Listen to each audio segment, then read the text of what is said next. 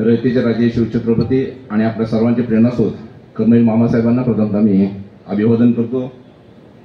आज श्री शिवशिक्षण प्रसार मंडळ संचलित जगदंबा हॉस्पिटलच्या तातडीच्या आरोग्य सेवेचं लोकार्पण सोहळा, सुपर स्पेशालिटी ओपीडीचा कोणशिला समारंभ यासाठी उपस्थित असणारे ज्यांच्या हस्ते ते उद्घाटन होते ते आदरणीय माननीय तानाजीराव सावंत सर, आजच्या कार्यक्रमाचे अध्यक्ष आणि संस्थेचे अध्यक्ष आदरणीय डॉक्टर देवा यादव साहेब, संस्थेचे उपाध्यक्ष आदरणीय नंदजी जगदाळे साहेब, नुकतेच आपल्याला व्हिजिट देऊन गेलेले बार्शी तालुक्याचे आमदार आदरणीय राजाभाऊ राऊत सर, या कार्यक्रमासाठी प्रमुख उपस्थिती ज्यांची लाभली ते आदरणीय दिनकररावजी जगदाळे साहेब, आदरणीय राजेंद्रजी पवार साहेब, संस्थेचे जनरल सेक्रेटरी आदरणीय पी पाटील साहेब, आदरणीय सचिव देबोळकर सर, संस्थेचे सर्व पदाधिकारी, सन्माननीय सदस्य, संस्थेचे सर्व हितचिंतक, जगदंबा हॉस्पिटलचे मेडिकल सुपरिटेंडेंट आदरणीय जगताप सर, सर्व डॉक्टर्स मंडळी, वेगवेगळ्या विभागाचे सर्व डॉक्टर्स असतील, परिचारक असतील, विशेषतः नवीन पिढीच्या आमच्या सर्व परिचारिका भगिनी, उपस्थित बार्शी आणि परिसरातून आलेले सर्व बंधू भगिनींनो, खरं तर या प्रिंट मीडिया आणि डिजिटल मीडियाचे सर्व माझे बंधू पण इथे उपस्थित आहेत। आपल्या सर्वांचं मी श्री शिवशिक्षण प्रसारक मंडळाच्या वतीनं हार्दिक स्वागत करतो। या निमित्तानं मला सांगण्यात आलं की प्रमुख पाहुण्याचा परिचय आपण द्यावा। मला असं मनात आलं की उभ्या महाराष्ट्राला परिचित असणाऱ्या व्यक्तिमत्वाचं ओळख करून देणे कसं सोपं नाहीये, पण आमच्या नवीन पिढीला वाचलं पाहिजे, कारण का परदेशात असणाऱ्या एखाद्या नटीचं, एखाद्या खेळाडूचं, एखाद्या मोठ्या व्यक्तिमत्वाचं त्यांना परिचय असतो, पण आपल्याच जवळ राहणाऱ्या, आपल्याच समुदायात वावरणाऱ्या एका मोठ्या व्यक्तिमत्वाचा परिचय कदाचित नवीन पिढीला असेल किंवा नाही। त्यामुळे कदाचित मला ही मला वाटतं परवानगी त्यांनी दिली असेल तर ती मी आपल्यासमोर थोडक्यामध्ये मांडतो। जनसामान्यांच्या जीवनी फुलवण्या वसंत, ज्यांना न मिळे कधी उसंत, ते साऱ्या जनतेला आहेत पसंत, असे निडर नि दिलदार आमचे डॉक्टर तानाजीराव सावंत। खरं सर, आपण इथं आलात, आपण पाहिलं आणि आपण जिंकलात, अशा प्रकारचं आविर्भाव आपल्यामध्ये मला आढळला। ओपोबाळ एका ठिकाणी म्हणतात की कबुतराला गरुडाचे पंख लावता येतील, पण गगनभराचं वेड मात्र रक्तातच असावं लागतं, कारण आकाशाची ओढ दत्तक घेता येत नाही। म्हणजे या समाजसेवेमुळेच तानाजी सावंत सर यांच्या रक्तातच असलेल्या गगनभराजीला शक्ती मिळाली आणि तानाजीरावांनी आकाशाकडे कूच केलं असं म्हणलं तर वावगं ठरू नये। खरं तर तानाजी म्हटलं की आपल्याला प्रत्येकाच्या डोळ्यासमोर छत्रपती शिवाजी महाराजांच्या स्वराज्यामधील पराक्रमी, लढवय्या, शूरवीर तानाजी मालुसरेच आपल्याला आठवतात। मला असं वाटतं की परांड्यासारख्या बालेकिल्ल्यामधला गड लोकशाही मार्गाने मजबूतपणे सांभाळून महाराष्ट्रातल्या जनतेची सेवा करणारं दुसरं नाव तानाजी कोणाचं असू शकेल अशाबद्दल माझ्या मनात शंका नाही। सर, आपण माढा तालुक्याच्या वाकवा ठिकाणी आपलं गाव, लहानपण थोडंसं कठीण गेलं। शिक्षणाकरता आपण बार्शीमध्ये आलात, बार्शीमध्ये आल्यानंतर आपल्याला सर्वजणांचं महत्त्व कळालं, कार्यकर्ते सरांच्या माध्यमातून आपण त्या ठिकाणी वळालात आणि सांगायला आनंद वाटतो की जगदंबा हॉस्पिटलची जो पाया, जी मुख्य इमारत आहे, त्या इमारतीसाठी वीट वाहण्याचं, वीट पुरवण्याचं काम सुद्धा आपल्या शुभ हस्ते झालं, हे खचितच आम्हाला समाधान देणारी बाब आहे।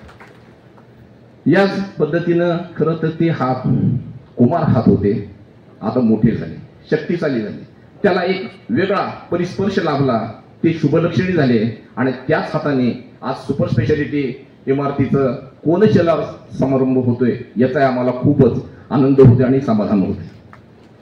खरं तर तीच वीट, खरं तर विटेवरच्या पांडुरंगाच्या वारीला, आरोग्याची वारी पंढरीच्या दारी या अभियानांतर्गत 26 लाख वारकऱ्यांना मोफत आरोग्य सेवा प्रदान करणारं हे व्यक्तिमत्व आहे असं म्हणलं तर चुकीचं ठरू नये।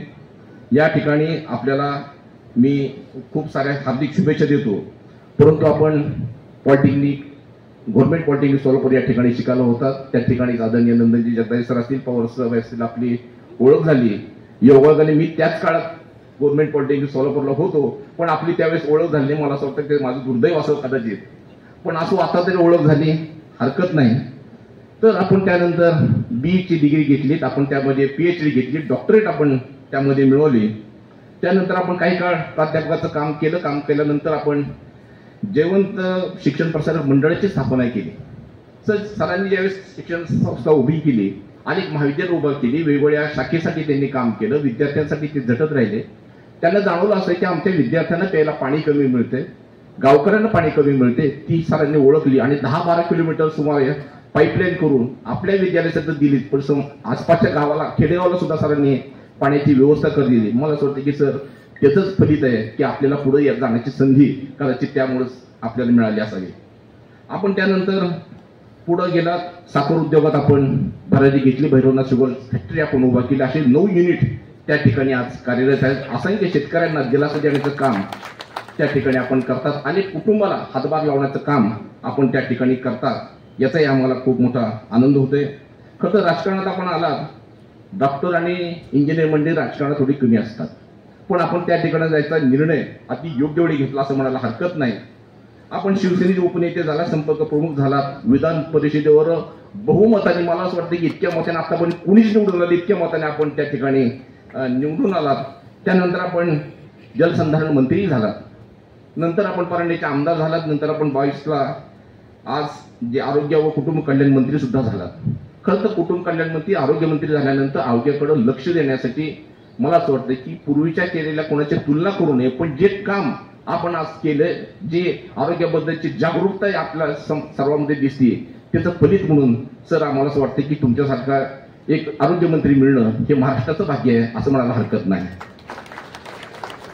आपण महात्मा जन आरोग्य योजनेची रक्कम 1.5 लाखावरून 5 लाखावर नेली. सर आपल्याला माहिती की रक्कम खूप झाली, सुमारे 5-6 महिने झाले आम्ही त्या योजनेमध्ये काम करत होतो. पैसे आमचे खूप सारे अडकले होते, खूप मोठी थकीत रक्कम आमची शासनाकडे पडून होती. आणि सांगायला म्हणजे आम्हाला वेगळं वाटतंय की बाबा एवढी मोठी रक्कम केली, कर्मचाऱ्यांचे पगार देण्यासाठी सुद्धा पैसे नाही. आम्ही सरांनी ही अडचण सांगितली आणि मग सरांनी ताबडतोब संबंधितांना फोन केला, सांगितलं की संस्था माझी आहे, हे हॉस्पिटल माझं आहे, त्या हॉस्पिटलमध्ये येणारा रुग्ण माझा आहे आणि ह्या रुग्णांना वाचवायचं असेल, ही संस्था वाचवायची असेल, हे हॉस्पिटल वाचवायचं असेल तर तुम्हाला कुठल्याही परिस्थितीत पैसे रिलीज करावे लागतील. आणि सांगायला आनंद वाटतो की ताबडतोब 8 दिवसामध्ये ते पैसे सर आम्हाला मिळाले.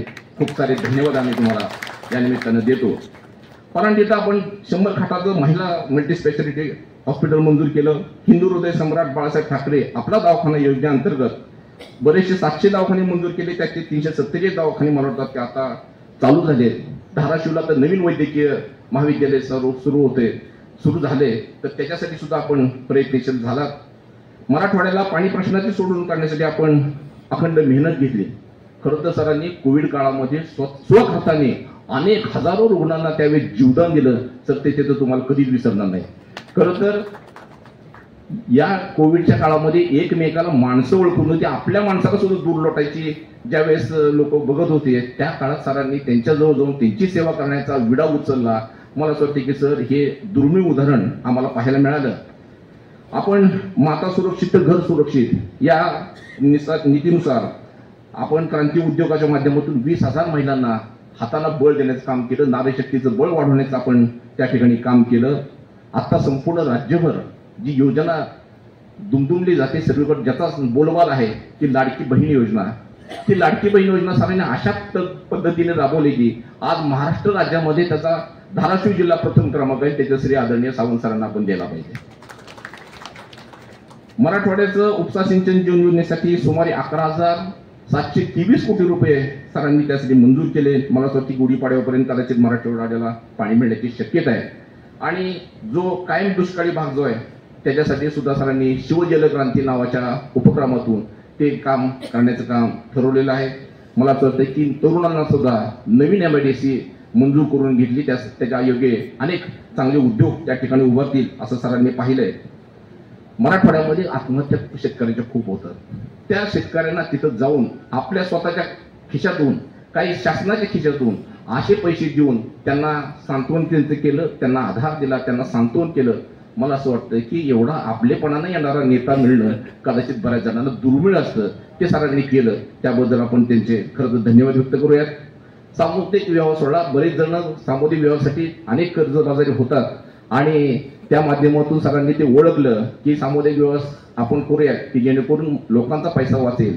सर तेवढे थांबलेले, आधी केले मग सांगितले सरांनी त्या सामुदायिक विवाह सोहळा म्हणजे आपल्या सावंत कुटुंबाच्या 11 मुलांची विवाह सोहळे त्या ठिकाणी पार पडले. खरं तर सर आम्हाला सर्वांना हे भावलेलं आहे. त्या ठिकाणी मी पण उपस्थित होतो. सगळे सरांच्या मुलीशी आपलं जे पुतण्याशी झालं त्यावेळेस मी त्या ठिकाणी आलो होतो.